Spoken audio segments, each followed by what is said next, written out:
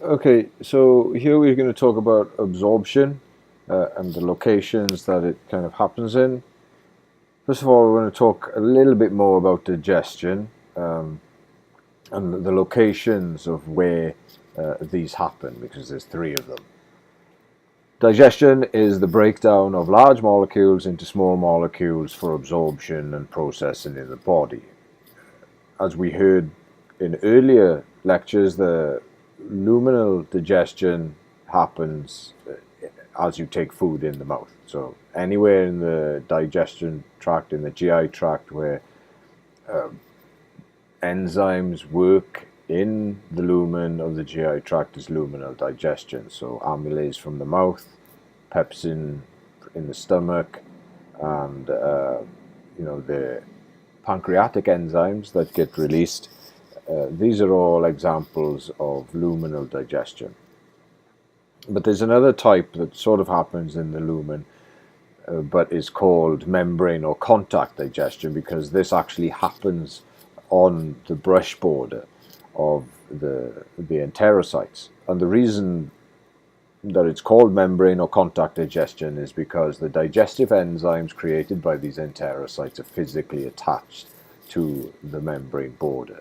And this allows these enzymes to be located closely to transport molecules for the products that these enzymes create through digestion. And this is an integral part of the microvilli membrane, keeping these enzymes and absorptive molecules close, and it creates a digestion absorption coupling. And this applies to carbohydrate and protein digestion and absorption, because these molecules need help getting across the plasma membrane of the enterocytes. You also have digestion in the cytosol, as the enterocytes are able to transport dipeptides and tripeptides into the cytosol of the enterocytes, and then these are cleaved down into amino acids by peptidases that exist within the cytosol before these amino acids are then passed through into the blood and onto the liver for processing. Absorption then is the permeation of molecules from the lumen of the GI tract through the epithelial layer into the blood and lymph vascular compartment. And this occurs in several mechanisms, through several mechanisms. You have diffusion, and then facilitated diffusion or active transport mechanisms that allow these compounds to then pass into the cytosol and then into the bloodstream. So we can clarify or classify membrane transport into two sections, and then these are split into further two sections. So you have active transport that requires energy, and you have primary, which is where the energy is given to this carrier of note, and that carrier then uses that energy usually to drive molecules up a concentration gradient.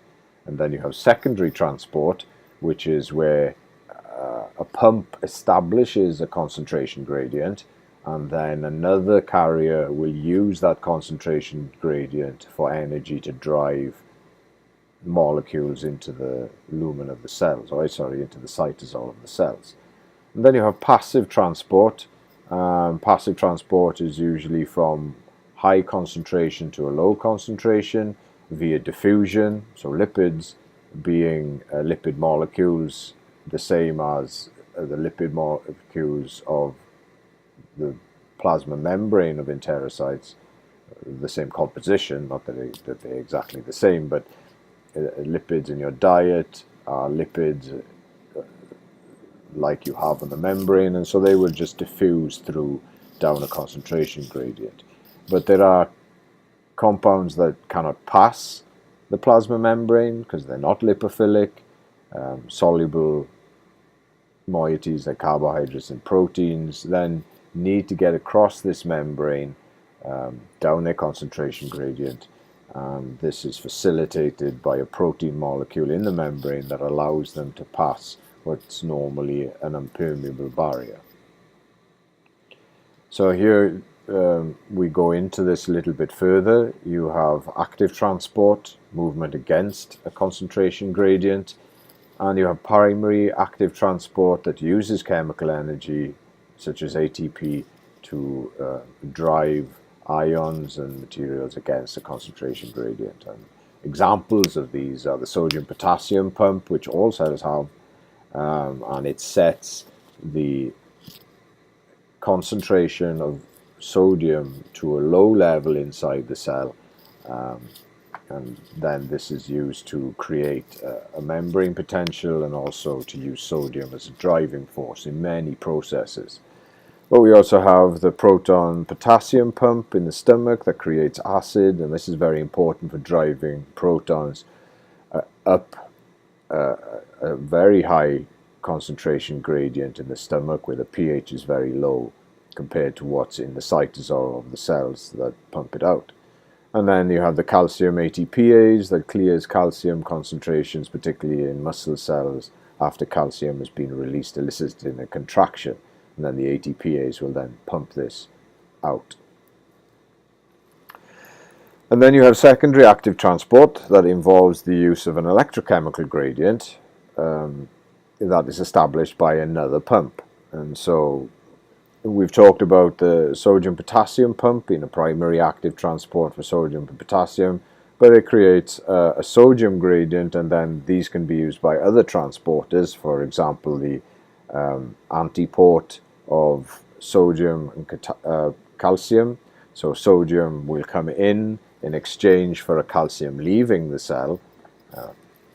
And then you have symports where things travel in the same direction. So the sodium coupled glucose transport from the lumen of the GI tract into the enterocytes. This uses the concentration gradient of sodium going from high in the lumen of the GI tract to low in the enterocytes, and as the sodium comes in, it brings in a glucose molecule with it, and so this is a symport. And another example of it is the sodium coupled conjugated bile acid transporter, that as sodium goes through it, so does conjugated bile acid. And this is another example of a symporter. So passive transport then is the movement of a substance down its concentration gradient, and no energy is required for this. Fats will just diffuse normally, and monoglycerides as well, and that's because they're obviously lipophilic, and the membrane, as I talked about, is made of lipids, and so that will pass that barrier easily. And unconjugated bile acids will also do this. But then you have compounds that are not lipophilic, and they need help getting across the membrane, even though there's a concentration gradient that favors their diffusion into the cytosol. And glucose and carbohydrates often use facilitated diffusion in the body to get from the blood into the cells, and fructose absorption by GLUT5 is one example of facilitated transport that happens in the GI tract. So we're going to talk about sites of absorption, but before we talk about that, I think it's important to realize the structural composition of the lumen of the GI tract, of the wall of the lumen of the GI tract, and how this amplifies the surface area for absorption. Now, obviously, the larger the surface area you have for absorption, the more that can happen over a unit of time. And if we think of the GI tract as just a cylinder, say we make it a couple of meters long, almost 3 meters long, and about 4 centimeters in diameter, when you look at the surface area inside this tube, it's about a third of a meter, or about a foot square. And we'll call this the relative surface area of 1. Now, the lumen then of the GI tract, the inside wall of the GI tract, has a muscularis mucosa, that puts in folds and bends into the membrane, and so it's not just a flat inside of the tube, it's all rippled and corrugated due to its structure. And this then increases the surface area of the inside lumen threefold. So we've gone from a surface area of 0.3 meters to 1 meter just by introducing this circular folds on the inside of the lumen. Then these circular folds have villi where the membrane of that's comprised of these enterocytes is folded further into these villi, and then that increases the surface area 30-fold from what we had in the beginning, because you've got circular folds with these villi sticking on top of it, and now you're at a surface area of 10 meters squared. And then each of these enterocytes have a brush border comprised of microvilli, these invaginations that stick out, and then this increases the relative surface area from 30-fold to 600-fold from the relative surface area we had of 1. And so you can see how the structure of the internal lumen, the surface of the internal side of the GI tract, really enhances the surface area for absorption. Now, the small intestine and the large intestine absorb and secrete fluid and electrolytes, but there are regional differences in the amounts, the direction, and the mechanisms of fluid and electrolyte transport. And it's important to note that only the small intestine absorbs nutrients. And there's a substantial regional or segmental heterogeneity in nutrient absorption. And we'll go into that in the next slide. So here it shows where the different things are being absorbed. And so if we look at the first diagram, we see that the majority or a large amount of carbohydrates, proteins, lipids, and fats are taken up in the duodenum. And then as it passes through the small intestine, less and less is picked up. It's important to note that there's a lot of redundancy in this. You can have sections of your small intestine removed, and the machinery and the length of this, because of this massive surface area, still allows for sufficient absorption of nutrients for the sustenance of life.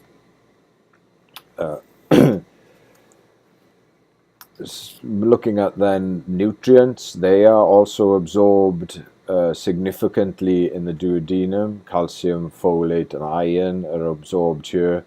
Calcium is absorbed throughout the whole length of the small intestine, whereas vitamin B12 is then absorbed in the ileum mainly.